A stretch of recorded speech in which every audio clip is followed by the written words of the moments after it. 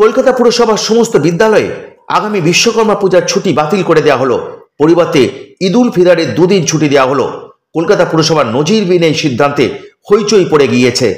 শিবরাত্রির সকালে বাঙালির জানা দরকার যে পশ্চিমবঙ্গটা পশ্চিমবঙ্গই আছে না, পশ্চিম বাংলাদেশ ইতিমধ্যে হয়ে গেছে।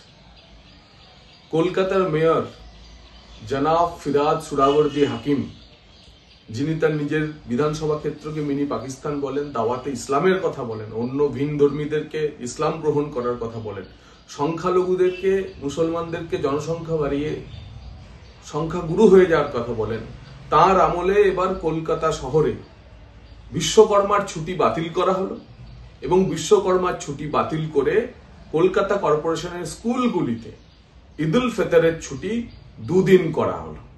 সারা ভারতবর্ষে ঈদ উল ফিতরের ছুটি 1 দিন হয়, কিন্তু কলকাতা কর্পোরেশন যেহেতু জনাব ফিরহাদ সুহরাওয়ার্দী হাকিমের দ্বারা শাসিত, যিনি দাওয়াত ইসলামের কথা বলেন, তাই এখানে 2 দিন করা হলো।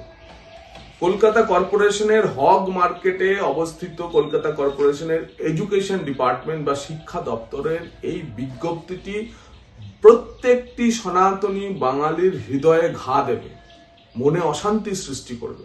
কিন্তু তারা এটাও মনে করতে পারে যে রাজ্যের মুখিয়া মাননীয়া অমৃত কুম্ভকে মৃত্যু কুম্ভ বলতে পারেন, তার মেয়র, তার প্রিয় ববি কলকাতা কর্পোরেশনে বিশ্বকর্মার ছুটি বাতিল করে ঈদের ছুটি 2 দিন বাড়াবেন, সেটাই তো স্বাভাবিক। সনাতনী বাঙালি ভাবুন আমরা কোন পথে চলেছি।